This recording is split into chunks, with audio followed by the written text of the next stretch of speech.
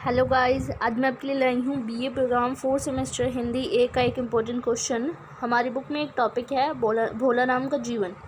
इससे रिलेटेड मैं आपके लिए एक इम्पोर्टेंट क्वेश्चन लाई हूँ। अगर आप मेरे चैनल पर नए हैं तो मेरे चैनल को सब्सक्राइब कर दीजिए ताकि इससे रिलेटेड इम्पोर्टेंट क्वेश्चंस के वीडियोज़ आप तक पहुँच सके। तो चलिए वीडियो स्टार्ट करते हैं। हमारा क्वेश्चन है, भोला राम का जीवन का प्रतिपाद्य लिखिए।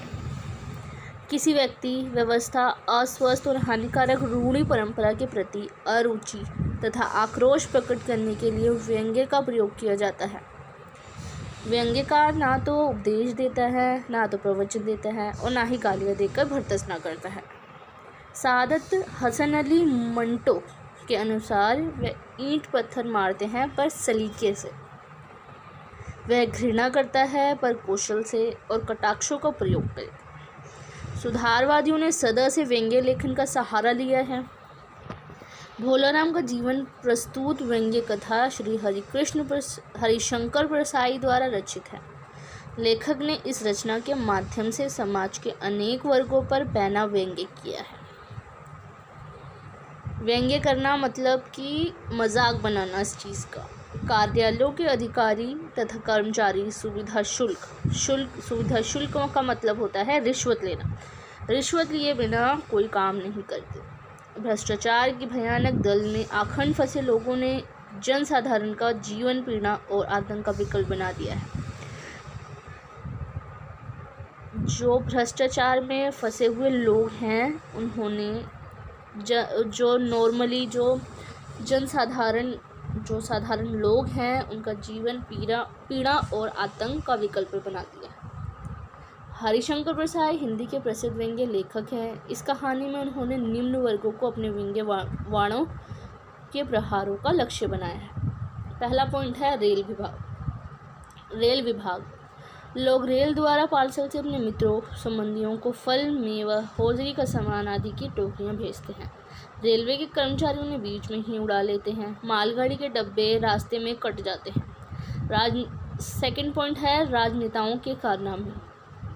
विधानसभाओं या संसद के चुनावों के समय यदि किसी शक्तिशाली लोकप्रिय वोट दिलाने वाले नेता का अपहरण कर लिया जाता है तो शक्ति परीक्षण के समय विरोधी दल के नेताओं, सांसदों का जिनके वोट से सरकार गिर सकती है, अपहरण कर उन्हें मत देने से रोका जाता है। थर्ड पॉइंट है अफसरों और ठेकेदारों के कारनामे। जनता की सेवा करने वाली संस्थाएं और प्राधिकरण जिनका संबंध भवन निर्माण, सड़क, पुल आदि बनाने या उनकी मरम्मत करने से है, ऐसी घटिया निर्माण सामग्री का प्रयोग करते हैं कि उनके द्वारा बनाए गए भवन, पुल, राजमार्ग कुछ ही दिनों में धराशायी हो जाते हैं।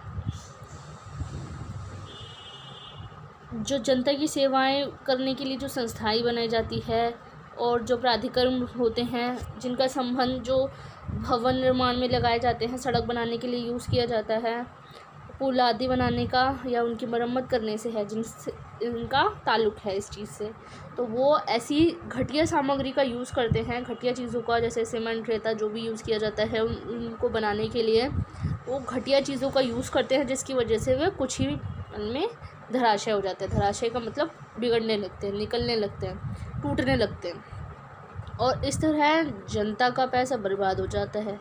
इंजीनियर, ठेकेदार सब मिलकर करोड़ों रुपए खाते हैं। विभिन्न नगरों के विकास प्राधिकरण और पब्लिक वर्कर्स डिपार्टमेंट यही सब कर रहे हैं। हमारा फोर्थ पॉइंट है आयकर विभाग।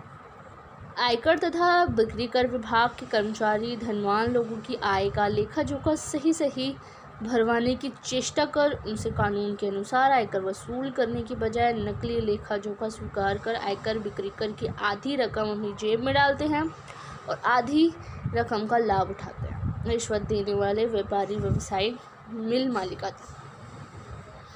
जो आयकर है और जो बिक्री कर है वो जो उनके विभाग, ये आयकर और बिक्री कर ये विभाग डिपार्टमेंट है जिनके कर्मचारी जो धनवान लोगों की जो अमीर लोग होते हैं उनका आय का लेखा जोखा सही तरीके से भरवाने की जगह वो आयकर जो है वसूल करने के बजाय नकली लेखा जोखा स्वीकार करते हैं और वो आधी जेब अपनी रकम अपनी जेब में डालते हैं और आधी उड़ाते हैं, खर्च करते हैं और ये सारे जितने भी व्यापारी हैं, बिजनेसमैन हैं, जितने व्यवसायी मालिक हैं, वो सारे इसमें मिले हुए रहते हैं। 5th पॉइंट है लाल फीताशाही पर व्यंग्य। व्यंग्य का अधिक कठोर प्रहार सरकारी दफ्तरों, उनके कर्मचारियों, अधिकारियों तथा वहाँ की कार्यप्रणाली पर किया है। लाल फीताशाही उसे ही बोलते हैं, कर्मचारी वहाँ पे काम करते हैं जो। कहानी का केंद्रीय पात्र भोलाराम सरकारी दफ्तर में चपरासी है। सेवानिवृत्ति होने के बाद, सेवानिवृत्ति मतलब रिटायर होने के बाद लगातार 5 वर्ष तक पेंशन पाने के लिए वह सैकड़ों अर्जियाँ देता है, पर कोई सुनवाई नहीं होती। पेंशन की फाइल एक मेज से दूसरे मेज, एक बाबू से दूसरे बाबू तक घूमती रहती है। जब नारद जी पृथ्वी लोक भोलाराम की आत्मा लेने पहुँचे तो उन्होंने देखा कि कर्मचारियों को खुश किए बिना यहाँ पर कोई काम नहीं होता है। जब नारद जी ने अपनी वीणा उस अधिकारी को दी, तब जाकर कई भोलाराम की पेंशन की फाइल उनकी स्वीकृति और हस्ताक्षर के लिए उनके पास आ जाती है। एक बाबू कहते हैं कि भोलाराम ने दरख्वास्तें भेजी तो थी, पर उस पर कोई वजन, इसका मतलब कि रिश्वत नहीं दिया था, इसलिए उसकी फ़ाइल कहीं उड़ गई। मीन्स के उसकी फ़ाइल दब गई बाकी फ़ाइलों के नीचे, उसका काम नहीं हुआ था। उन्हें खुश कर दिया तो अभी काम हो जाएगा, नहीं तो साल भर भी यहाँ चक्कर लगाते तब भी काम नहीं होता। चपरासी का ये कथन सच्चाई बताता है। इस प्रकार लेखक ने समाज के विभिन्न क्षेत्रों में व्याप्त भ्रष्टाचार को उजागर करने के लिए यह व्यंग्यपूर्ण कहानी लिखी। कहानी में भ्रष्टाचार भयानक और घिनौने रूप में प्रकट हो गया है।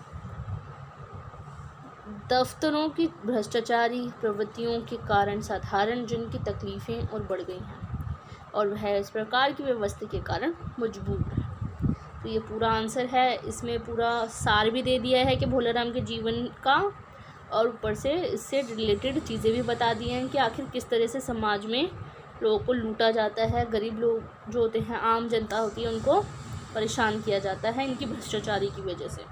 तो ये पूरी डिटेल है। इसका आंसर कोई सा भी आए इससे रिलेटेड कि भोलाराम का जीवन का सार बताओ, या उससे रिलेटेड कोई व्यंग्य बताओ कि